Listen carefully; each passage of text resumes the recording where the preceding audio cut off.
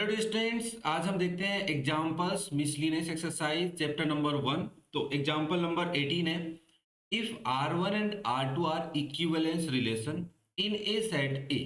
मतलब सेट ए के ऊपर दो रिलेशन डिफाइन है, R1 एंड R2। ओके, उन रिलेशंस को इक्विवेलेंस कहा गया है। इस बात का मतलब ये भी समझ सकते हैं कि R1 एंड R2 क्या है, ट्रांजिटिव है, रिफ्लेक्सिव है, सिमेट्रिक है। ऑब्वियसली पहले रिफ्लेक्सिव फिर सिमेट्रिक फिर ट्रांजिटिव बोलते हैं, पर ठीक है, मतलब ये तीनों है। ओके, किसके ऊपर है, सेट ए पे। ये भी थोड़ा सा ध्यान से सुनना। So that R1 and intersection R2 is also an equivalence relation. बहुत प्यारा एग्जाम्पल और बहुत लॉजिकल है। देखो कैसे, मैंने कहा कि अगर सेट ए है उसमें कोई एलिमेंट्स ले लेता हूं, मान लो कि A comma B comma C belongs to A. तीन एलिमेंट्स क्यों लिए सर आपने? क्योंकि मैंने कहा ट्रांजिटिव मुझे शो करना है, तो तीन एलिमेंट्स चाहिए मुझे, इसलिए मैंने कहा कि ये तीनों एलिमेंट्स किस में बचा, ए सेट में। आपने कहा ठीक है सर, तीन से ज्यादा भी हो सकते हैं। मैंने कहा ऑब्वियसली।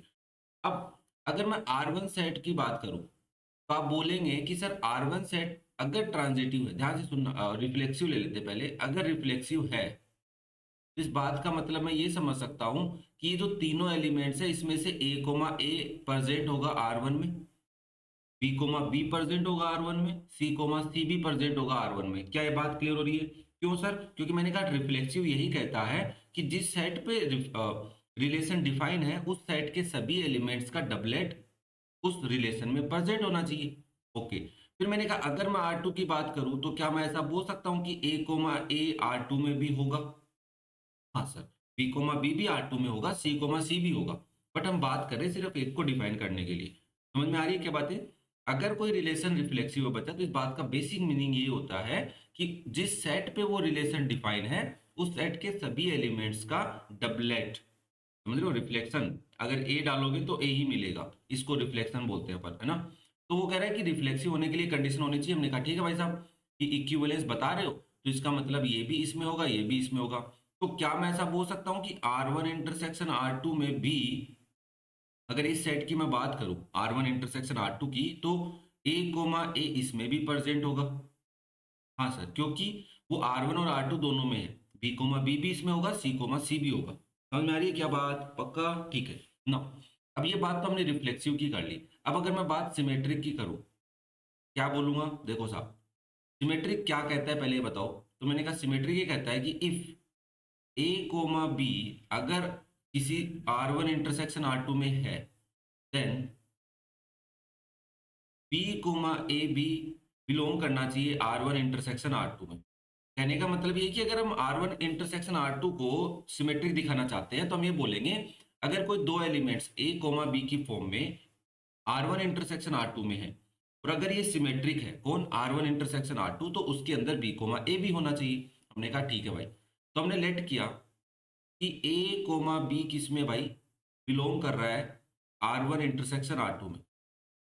तो आप ये बोल सकते हैं देन कि साहब ए कोमा बी जो है वो बच्चा R1 में भी होगा and A comma B R2 में भी होगा। आपने कहा कैसे सर? मैंने कहा सुनो, अगर ए कोमा बी दो चीजों के इंटरसेक्शन में, दो सेट के इंटरसेक्शन में है, तो ऑब्वियसली वो दोनों में प्रेजेंट है ना, तभी तो इंटरसेक्शन में आया होगा। आपने कहा हाँ ये बात तो सही है।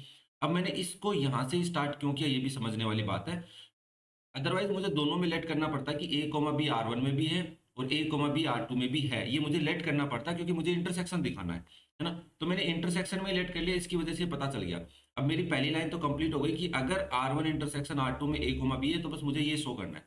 अब देखो बड़े प्यार से आराम से समझो, लोड मत लेना इस चीज की, है ना? कोई भी एलिमेंट लेट करके सोचो, इसको बैठ के टाइम दिया करो। अच्छा, आप 12th क्लास की मैथ पढ़ रहे हो, जितना टाइम दोगे उतना क्लियर होगा कॉन्सेप्ट। मैंने कहा देख भाई, ए कोमा बी R1 में भी होगा, ए कोमा बी R2 में भी होगा। अब मैं बोल सकता हूं since R1 and R2 are equivalence.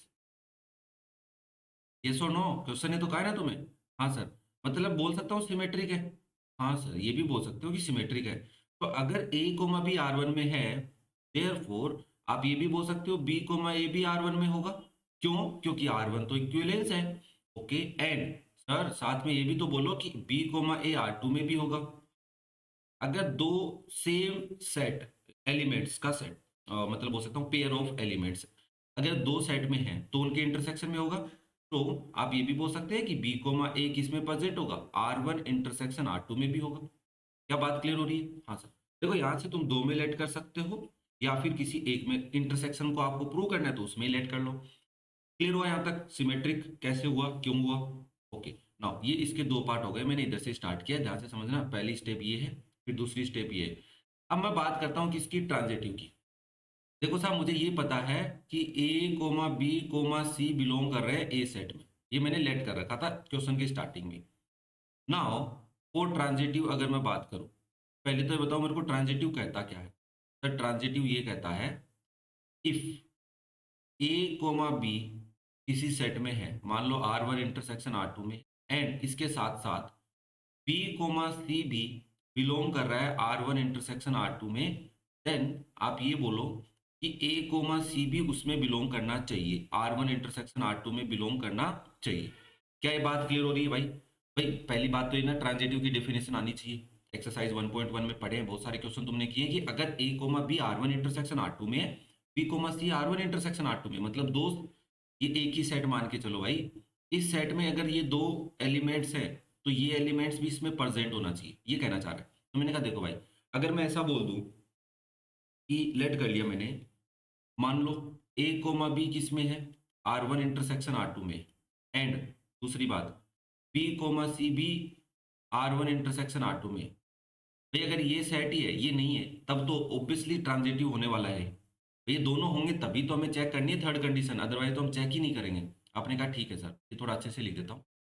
Now then मैं ये बोल सकता हूँ कि साहेब ए कोमा बी जो है ना, वो बिलोंग कर रहा है R1 में, एंड ए कोमा बी जो है वो बिलोंग कर रहा है R2 में। क्यों? क्योंकि इंटरसेक्शन में अगर कोई चीज़ है तो वो उन दोनों में भी होगी। सिमिलरली मैं भी बोल सकता हूँ कि बी कोमा सी जो है वो बिलोंग कर रहा है R1 में, एंड बी कोमा सी जो है वो बिलोंग कर रहा है R2 में भी। Okay sir.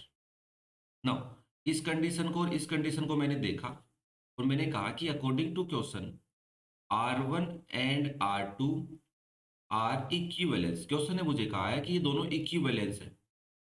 अगर ये दोनों इक्विवेलेंस है तो ब्रैकेट में मैं तुम्हारे को समझाने के लिए ट्रांजिटिव की बात हम यहाँ पे कर रहे हैं, तो सिर्फ ट्रांजिटिव में मैं फोकस करूंगा, इक्विवेलेंस पे नहीं करूंगा।